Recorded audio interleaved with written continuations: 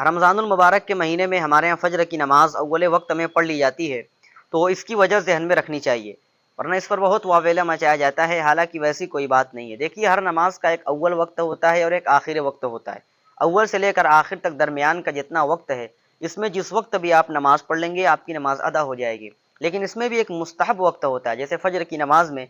سنن ترمذی میں روایت ہے کہ حضرت رافع بن خدیج رضی اللہ تعالیٰ عنہ کہتے ہیں، میں نے اللہ کے رسول صلی اللہ علیہ وسلم سے سنا کہ اسفروا بالفجر فانه اعظم للاجر، کہ فجر کو تھوڑا اجالا کر کے پڑھو، اس میں ثواب زیادہ ہے۔ اس بنیاد پر امام ابو حنیفہ رحمۃ اللہ علیہ نے فجر کی نماز میں آخر وقت کو مستحب گردانا، لیکن اتنی بھی تاخیر نہیں ہونی چاہیے کہ اگر کسی وجہ سے نماز کا اعادہ کرنا ہو تو اس کا وقت ہی نہ بچے، اس کا بھی خاص خیال کرنا چاہیے۔ لیکن رمضان المبارک کے مہینے میں تاخیر کرنے کی صورت میں اس سے اہم چیز فوت ہو رہی ہے، جیسے کہ رمضان کے مہینے میں لوگ رات کو جاگتے ہیں، سوتے بھی ہیں تو تھوڑی دیر میں سحری کے لیے اٹھ جاتے ہیں، کھانے کے بعد نیند کا غلبہ ہوتا ہے۔ اگر رمضان کے مہینے میں بھی ہم فجر کی نماز کو تاخیر سے ادا کریں تو بہت سارے لوگوں کی جماعت چھوٹ جائے گی، حالانکہ جماعت کے ساتھ نماز پڑھنا ایک تاکیدی حکم ہے، اور جماعت میں لوگوں کی زیادتی یعنی بڑی جماعت کا ہونا یہ شریعت میں مطلوب ہے، تو دونوں چیزیں فوت ہو جائے گی۔ اس لیے رمضان المبارک کے مہینے میں اول وقت میں نماز پڑھ لی جاتی ہے،